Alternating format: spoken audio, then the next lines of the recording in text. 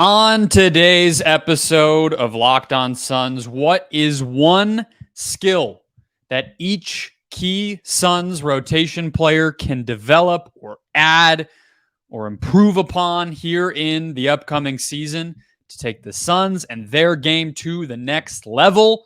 We'll break down 7 guys. Let's go. You are Locked On Suns, your daily Phoenix Suns podcast. Part of the Locked On Podcast Network, your team every day.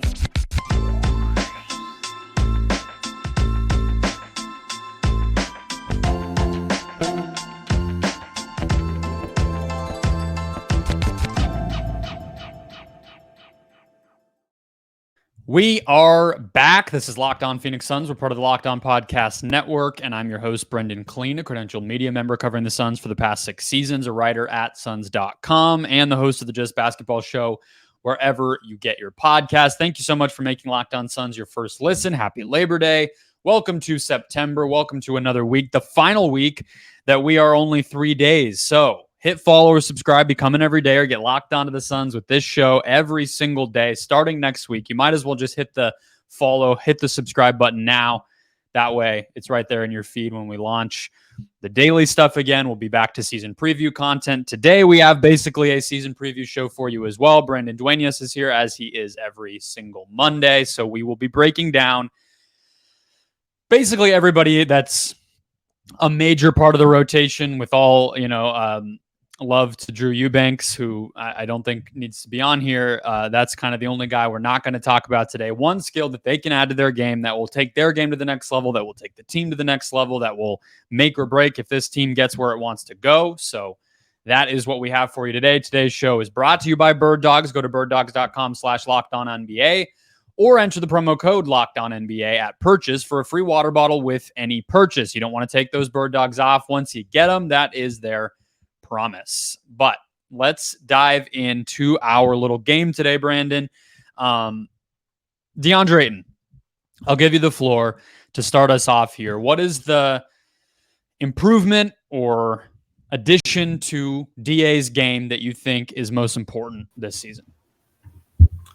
So I went a little bit different here because I'm sure yours will probably be what I was thinking in the first place, which is more of leaning towards like motor, engagement, defensive like prowess, all that kind of stuff. But I kind of went on the other direction because I think if he can find his rhythm offensively and get involved, that's where he's going to, I think a lot of that translates on the other end with him. So I think for him, I think handle was my choice for this. Like just being able to make, and I'm not talking about DeAndre bringing it up the court, running point DA, but in the half court setting, just using power dribbles, 2-3 dribbles to get to his spot and get easy buckets. Like, I think if he can do that, his confidence will soar and just take it from there. So with DeAndre, like he's shown it in very small flashes every now and then that he can put it on the court.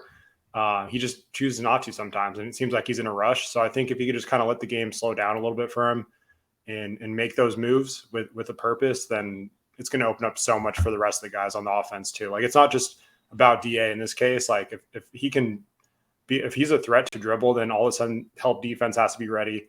The guy guarding him can't really sag off and has to respect him a little bit more. So I think it just opens up a lot of different options for this offense. So I think the trickle down effect of him being able to put on the deck is where I lean with this one.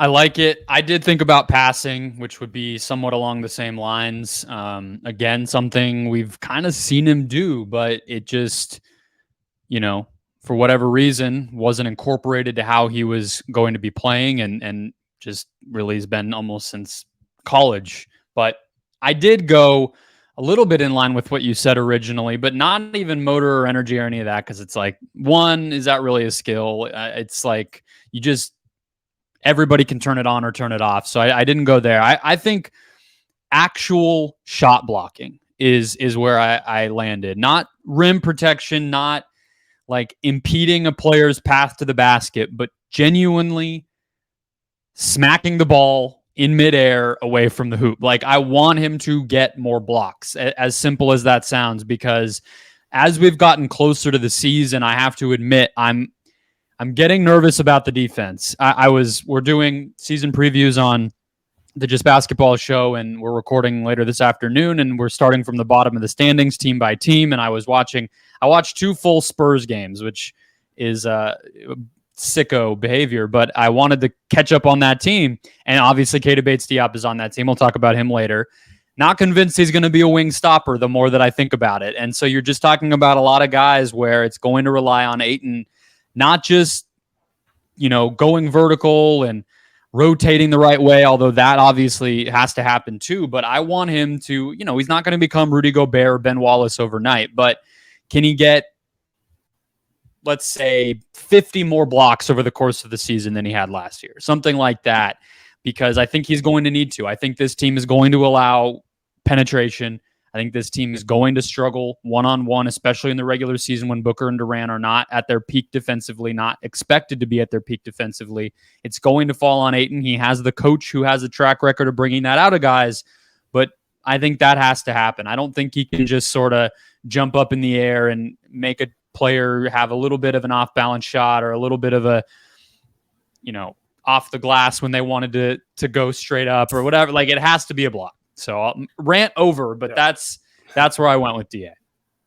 No, I like it. I think, and just from a momentum standpoint, there's a lot like dunks and blocks that can change the entire course of a game sometimes. And it sounds dumb, but just if you've played in a game and you've seen huge runs happen, usually a lot of the times you kind of trail it back and trace it back to either rim rattling dunk or a block that was swatted in the stands. And then, guys start second guessing, attacking the rim, and it really changes things. So I think if he can play more aggressive and seek out blocks and, talk a little crap after he throws it in the stands, that'd be awesome. Yeah. And I think one of the strengths of this team can be transition offense. And that's always been a hallmark of Vogel, is not only having great half court defensive teams that take away the paint, but that also then turn that smothering defense into scoring opportunities on the other side. And, not every team's going to be the same. I'm not saying these guys have to play and look exactly like the 2012 Pacers did or whatever, but I think that's going to be the expectation. And it's not always enough to have a narrowly missed floater. It has to, sometimes the way you do that is getting steals and blocks and turning the other team over and then having even easier, transition scoring opportunities. But let's actually pivot. I was going to do Booker in this segment, but we spent time on Ayton. I don't want to cut ourselves short on Booker because I have it actually goes along with Ayton a bit, the Booker one that I have, but I want to spend some time on it. So let's instead actually just do, let's do Bates-Diop next, because I brought him up already. And to me, what he needs to get better at is one-on-one wing defense. He needs to level up what he's able to do against a Jason Tatum, against a Andrew Wiggins, even against LeBron, those types of players on a night in, night out basis. He was not actually asked to guard those guys as much as you might think, because the Spurs switched a lot. They played really small, and Devin Vassell was their stopper when he was healthy. He was the guy who drew those matchups. So I think he can do it, but right now I think Bates-Diop, his biggest defensive impact has been his switchability and his ability to rotate and force turnovers and things like that. There isn't a lot of evidence, because he's been on bad teams, that he's going to just go defend Luka for 30 minutes a night. No one has that proof until they're on a good team and actually asked to do it. So I'm not even knocking him, but it's going to be really important if he can do that, because otherwise you're talking about Durant, or can Okogie guard up a position, all these other things that you probably don't want to have to do. Yeah, for sure. And I think mine's kind of aligned with yours a little bit. And just alluding back to your original point of he hasn't really had a chance to be on a team and play meaningful minutes and in a role where he has kind of a defined role, where I think with the Suns, right away, he's going to have to be the dirty work and hustle play type guy. And we haven't really seen him completely in that role. So I think just buying into that, that's the main thing to me, is just becoming that dirty work guy that's going to go out and grab rebounds, defend his tail off, cut, make smart plays. There's going to be times, especially if he's with the starters, where he's not going to get too involved offensively, but he has to be ready for, kind of like DeAndre, just being ready at all times and creating your own offense at times. So I think if those two specifically can use a lot of that energy that they don't expend offensively on the defensive end, I think that's where they can kind of make up for some of those the lack of intensity that we might see in the regular season, at least on that end. So yeah, I think if he can just kind of embrace his inner Dennis Rodman and just kind of buy into doing all the dirty work and just the little things, like that's the main key for him, I think, to unlock this Suns team. Yeah, and to echo, I guess that sounds funny, echo myself, but to repeat something I've said before when they first got him and everything else is like, honestly, my main familiarity with Keita is he came through the draft when I was paying a lot of attention to the draft. So I watched him at Ohio State quite a bit, and this dude originated as a bucket getter. Like he was a, extended post, elbow, back to the basket, like, doing his best, like Dirk Nowitzki, Carmelo Anthony impression when he was in high school and college, and then has had to evolve his game because one, that type of player doesn't really exist in the NBA anymore, but two, you have to be so good to even get the reps to try to do that. But in San Antonio, he did have some of those opportunities because they lacked talent and they rotate guys in and out from a health standpoint and everything. So he has that tendency still a little bit in his game, and I just don't think there's going to be any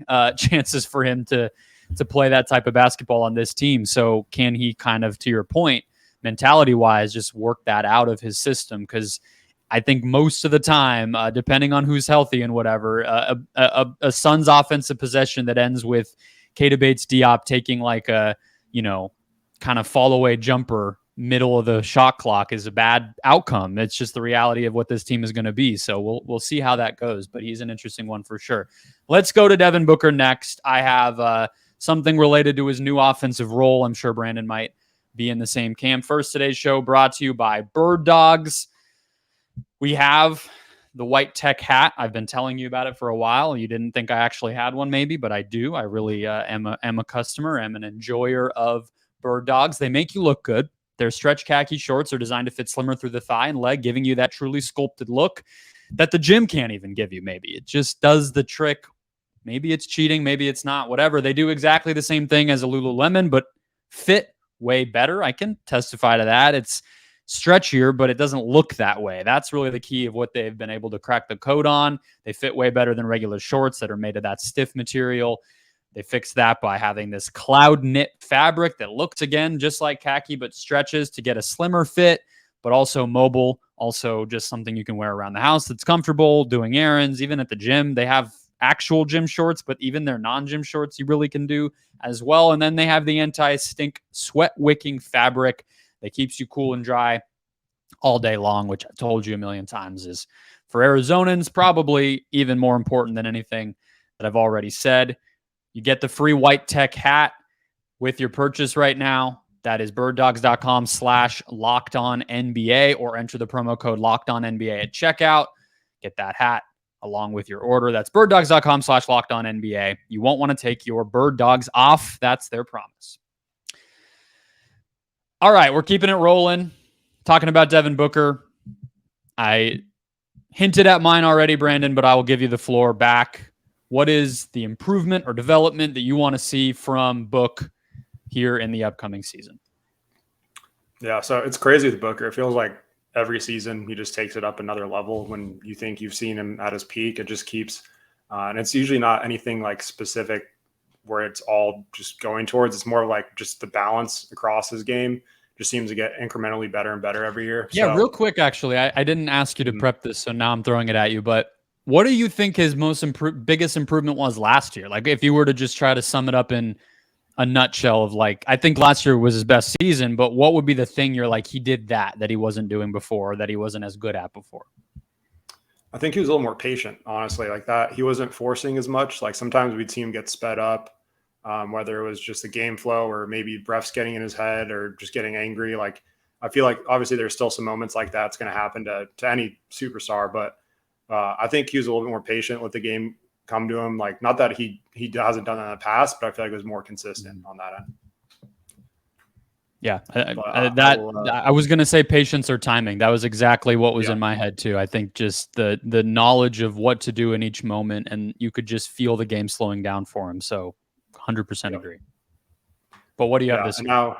And now without Chris Paul, obviously the offense is going to look a lot different. Adding Beal and a full season of Durant, it's I I think the key with him is just off ball cutting. And I'm not talking about off ball movement. Like we already know he can play off the ball well and come off screens. But I mean, when the defense is like taking a nap guarding him or like just catches him like ball watching Durant or Beal, Booker's going to have a lot of opportunities to just make a simple back cut. And they've got capable passers across the team. So I think he can probably get a few easy buckets, especially with being off the ball more. Like that's something that I feel like defenses aren't used to guarding when it comes to Booker. It's more of him having the ball or like the play being surrounded around him. So it's now that he's going to have a chance to be off ball. Like they're same with Beal. Like I think those two are going to make a living off some of these cuts.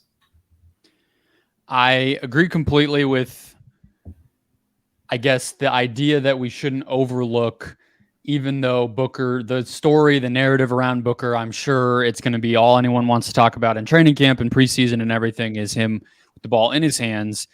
I think that it would be like too simplistic to just think of that being his full role. And I think there's going to be times when all these guys, even if it's just a matter of like the hot hand, where they're going to have the ball, Beal or Durant, and then it's, okay, well, you don't want Book to just be a spacer, so he will have to tap into some of the stuff that he was doing with Rubio or with Chris Paul or whatever as well. The one I got pretty granular with Booker too, because, he's at that level where it's not like, hey, finish better. It's like, well, he does that. So what I had is passing to the roll man, because I think Booker is a pretty good passer. He's always had the skip pass to the corner or whatever to beat the rotating defense. That's part of why he was able to excel with the ball in his hands from a young age, because he just can read it and has the strength and dexterity to actually like make that. You have to have arm strength and everything to even make that pass. He has that. And then obviously the gravity to make the defense freak out in the first place. All those ingredients are there.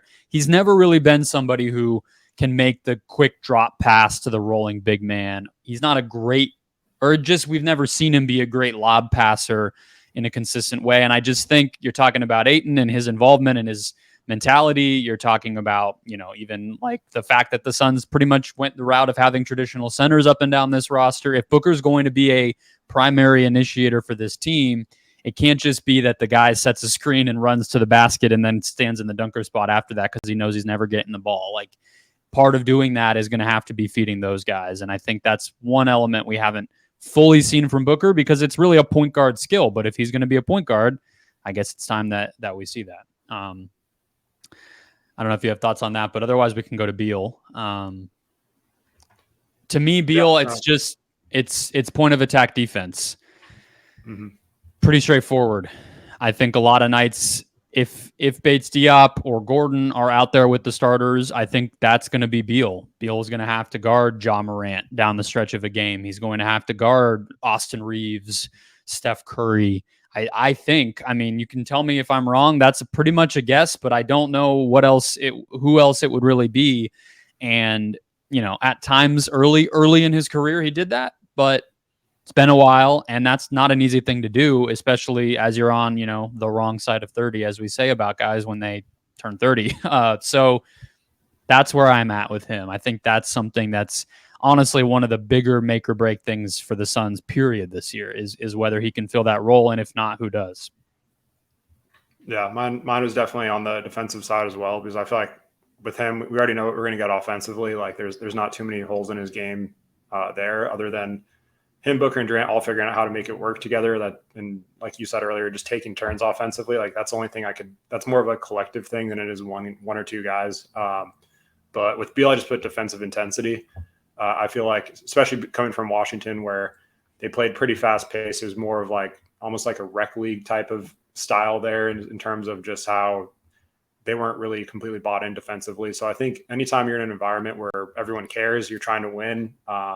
Even if you don't have the personnel, if you have the effort, I think any team defense can be competent. So I think just using, and I said this earlier with Bates-Diop and Ayton, like whenever they're not as involved offensively, just using that energy on the other end, like that's another thing. Beal, that applies to Beal as well. So I think the workload's going to be a little bit less than he's probably used to. So if he can just take that and pour it into the defensive side, like I think he's going to surprise some people on that end. But it takes a commitment. You got to be bought in completely. And like you said, it's the regular season. Like there's going to be games in mid-January where maybe they're playing the Magic or something, and it's tough for them to make every like rotation perfect or whatever.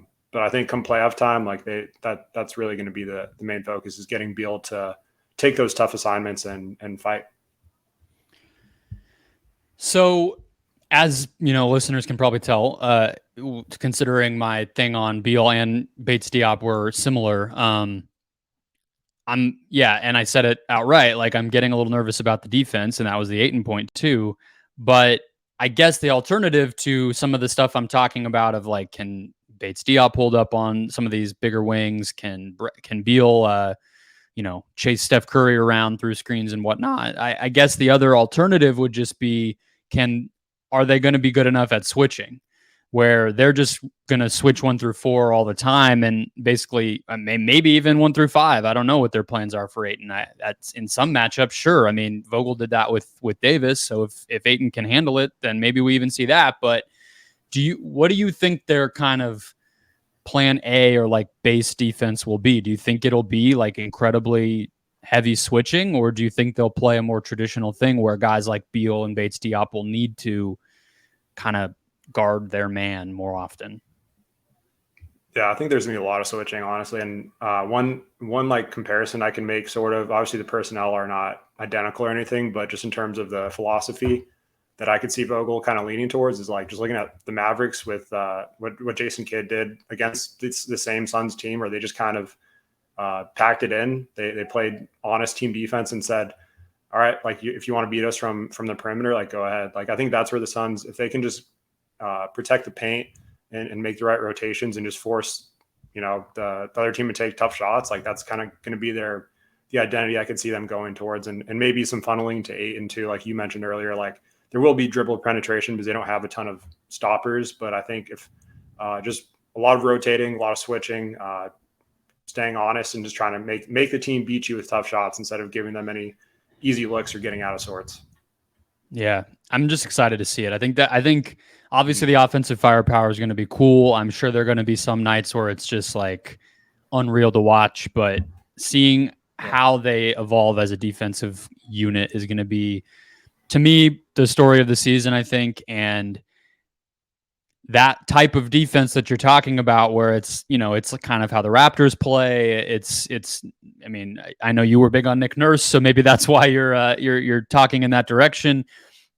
Switching a bunch and then over rotating on top of that. I mean, it's kind of how the Warriors play defense. Like that's the peak of how you defend in the modern NBA. But usually teams that do that have a little bit better personnel, I think you would say, than these Suns have. So. But it's a good way to take it. They have length, right? Like that's one thing you would say. Mm-hmm. Every player on this team has a plus wingspan, at least who we think are going to play. To close out on shooters if you are giving them that extra space that they'll probably need to, so they're not getting beat off the dribble every time. Exactly. So I think that size and length will help them from a personnel standpoint. But they, like you said, like everyone said, like they just don't have that point of attack, like go-to guy other than Okogie and possibly Goodwin. Yeah. All right. Let's jump to Okogie next, as well as Eric Gordon and, of course, Kevin Durant, who we did not forget, but he's a unique one. So we saved him for the end. We'll do that after another break. Closing out the show, let's do Durant. We can't leave Durant for like minute 29. He's potentially the best player on this team. I just had a hard time because at this point in his career, you're talking about less so what is he going to add to his game and which version of himself is he going to tap into on any given night or any given week or any given season. And, there was times with the Thunder where he was just, the best scorer we've maybe ever seen. There's been times, even last year with the Nets where his defense was really high level, especially as a helper and a rim protector. He's had better rebounding seasons. He's had times, where he just leveraged his shooting, which was all he really had to do a lot for the Warriors. But the version of him, I guess, if we're putting it that way, that I would be most intrigued to see, the defense is going to be big, but considering that was just last year, I expect it to continue, is the passing. And there were times for Golden State especially when Steph had injuries, or, back when, like, I guess, Sean Livingston would miss games, Iguodala would miss games, where Durant was really their primary initiator. I guess you would say, you know, at times if Draymond wasn't out there, whatever, where he was really like their point guard. And I expect him to be one of the only starters on the court at times in this rotation. I think there's going to be nights where, you know, he feels more like the point guard of this team. And we know he can pass. We know he can read the game and just make the right play. Like, it's nothing to him. He can do that. But it's been a while. And so I guess that's the skill that I'm intrigued to see how much he has to tap back into it, what that looks like, who does he develop the kind of chemistry with, and just what lineups do they put around him and all the rest of that. So that's the one I settled on for KD. What about you? Yeah, so I'm glad you went that direction, because I was kind of torn between that and then the defense. So I'll touch on the defense, but before I do that, I think just a lot of Suns fans kind of have a weird sample size of their viewing of KD because of like some of that ball pressure and those turnovers were very uncharacteristic. So I could see why people would say like adjusting to ball pressure and physicality, and his handle was a little bit off in the playoffs. And I feel like some of that was coming back from injury. Some of that was just like weird rotations, like trying to get familiar with. I think some of it might also just be he's older now. Like, you know, if he has one weakness, if he went from having 0 weaknesses to 1 weakness, I'm still good with it, you know? Yeah. And he's still 7 feet, so he can shoot over that stuff most of the time. So it's like, yes, he'll occasionally get the ball stripped from defenders that are lower to the ground, and just because of, you know, the nature of the attention he'll receive. But yeah, I think defensively, just getting him to buy in as like a weak side rim protector, like just really embracing the defensive side, because I think that's one of the most underrated parts of his game, like by far, is when he turns it up a notch, like and takes defense personal, like he can really make a huge difference. So I think that's, if the Suns want to hit their peak defensively, like obviously Ayton's going to be a huge part of that. But I think Durant is kind of like that sneaky piece that could really take this team another notch on that end. So I think if they can get him completely bought in, Durant healthy, you know, coming from the weak side, and him and Ayton at the rim, just 2 7-footers swatting shots, like that's where they're going to really create that identity, I think. Yeah, I like that. I mean, you talked about the small sample size. We maybe didn't see the best dribbling and creating highlight reel that Durant has ever put together in a postseason run, but we did see plenty of impressive defensive plays, even in the couple of playoff series. Basically was all we got. You know, the times when Durant or Jock were able, or Ayton or Jock were able to keep Jokic upright and not allow him to score in the post and give Durant time to rotate and double, there were plenty of moments where he either, you know, got a hand on the shot, got a good contest up, or even just grabbed a rebound off the miss. And, you know, there was a lot of that going around. A lot of it to make fun of Ayton's lack of effort, but set that aside. What we saw was Durant making the effort, so that's good. Yeah, I think both of those things are going to be huge. The rest, I mean, it's the dude's like a pretty much perfect basketball player. The fact that we're just setting aside everything related to shooting and scoring and rebounding and all that, and just being like these little micro things, like I think that speaks to how great he's going to be. But let's talk about Okogie. What do you got for him?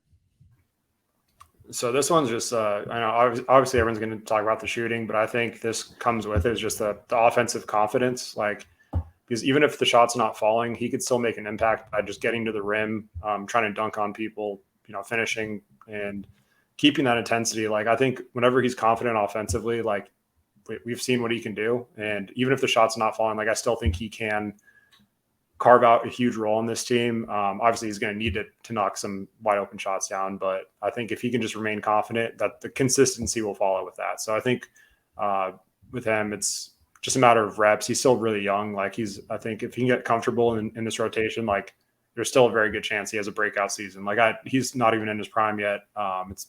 It's so easy to forget some of these highlights that these guys had from last season. So I'm still definitely on board the Okogie train. It slowed down a little bit towards the end of the season, but I think it'll pick back up. Yeah, the dude has all the confidence in the world. So I think that's a good reason to keep him around if you're James Jones. It's a good reason if you're a fan to continue to feel optimistic.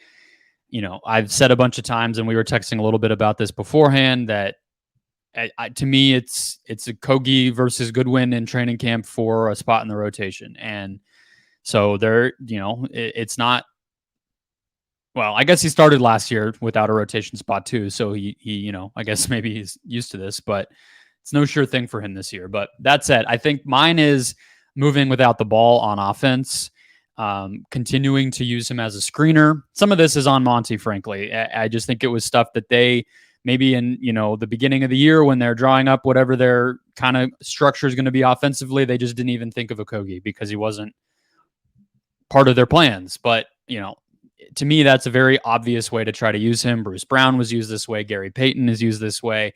These guys who their defense makes them really valuable to have on the court, but they can't shoot and they have enough ball skills where you're comfortable with them having the ball. Okay, what do? You use them as short roll guys. You use them as cutters. You let them loose in transition. You just try to find little ways that they can steal points and affect what the defense is thinking about, even if they're not going to be a knockdown shooter. So yeah, agreed.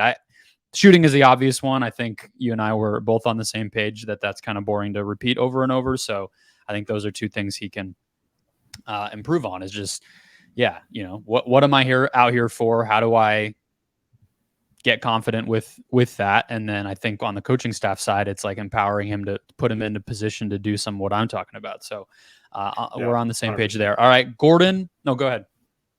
No, I was just going to say confidence without involvement is going to be the key for a lot of guys on this team with pretty much anyone outside of the big three. Like if they just got to find a way to get themselves involved somehow, and then without the ball, like that's the main thing. And I think that can carry over to whenever they do get their chances to have those moments offensively.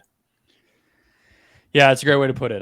It's easier said than done. It's like one of those things where it's like, I can sit here and say it, but it's like, the hell do I know? That's a really hard thing to ask of anybody who's been an amazing basketball player their whole life, to be like, hey, you're going to play 12 minutes. You're maybe going to take 4 shots. Don't complain. And play hard as hell. Like that's wild. But we've seen it. It makes these guys money. Like at the end of the day, if nothing else, they get their payday, then, and they get their bigger. Bruce Brown's not going to have to do grunt work anymore in Indiana. He's going to be like the secondary ball handler next to Tyrese Halliburton, running up and down the floor 100 times a game. So like worked out for him. Do that, but we'll get see. The ring and the bag. That's the selling point right there. Sounds pretty nice. Yeah. All right, Gordon. I just had. Can he guard smaller guys? Like when he switches. Obviously, that's always been one of his strengths, stating that's part of why the Houston system works so well, is him and Harden and Tucker, guys that were bigger than them. They were so strong and had length that they were able to get, Durant, for instance, like they were able to make life at least a little tough on those guys. But, it goes the other way too. If Gordon's primary matchup in a given lineup is, let's say, like Klay Thompson, well, what happens if he does have to guard Steph Curry off of a switch, or if he's guarding Desmond Bane?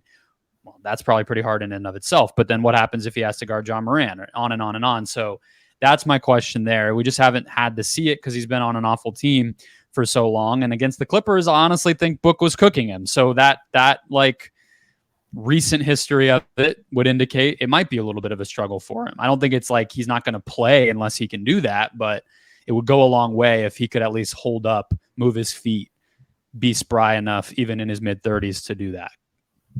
Yeah. And to be fair, Book was cooking everything. It didn't really matter who was in his way this postseason, like for the most part. Like he was just kind of Book was cooking Kawhi at times, right? Like, I mean, come on. Yep. Yeah, I think it's like you mentioned earlier with guys like Gordon and Durant, it's tough to like find at this stage of their career too many things. They kind of are who they are, but I think team context, Gordon's playmaking will be huge just because you go to the fact they don't really have a ton of.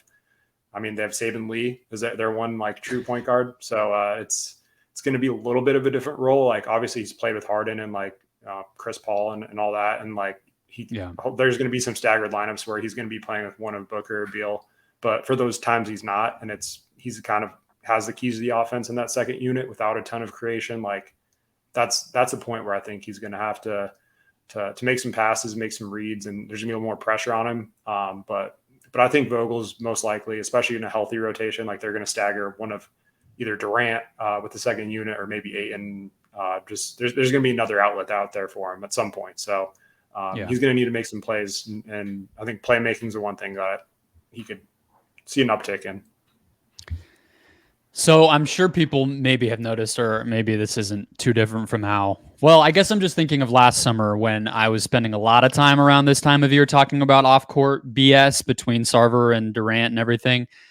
So I feel like we've been like very heavy nerdy basketball this time of year compared to that, which I prefer. I think there's going to be no shortage of narrative talk and off-court shenanigans on NBA Today on ESPN or whatever you want to watch or listen to, because this team's going to have so many eyeballs on it. So I think that's part of it too. But to get to my point with Gordon, I did think about, he feels like the number one candidate to become kind of feels like a lot of great teams have, and it's almost always a veteran, obviously, the guy who's like not the star but becomes a leader. Like Iguodala was that. I think PJ Tucker was a little bit that for those Houston teams, with the way that Harden and Chris didn't always get along and can go through. Yeah, I'm sure there's plenty of examples of similar stuff. And I think Gordon, especially with the experience with Ayton over the summer, that he feels like the guy where he might only play 20 minutes a night, but he might be the guy that like Okogie goes to be like, what the hell? Why didn't I get the ball XYZ time? You know what I mean? And I could see him gravitating and being comfortable in that role too, because of what he was just doing with Houston. Like, he's been around kids for like 3 years, so it might feel natural to him to kind of be that. So it's a little touchy feely, and like, it's just kind of a guess, but if it's going to be anybody, it's going to be him. No, that's a really good point. I think that's important too for a team that just lost Chris Paul and went a little bit younger. So adding a veteran that has been there and done that. Just finished a little babysitting assignment in Houston. So I think he'll be happy to come to a team that's a little more competent and mature, but also still has some guys he can coach up for sure.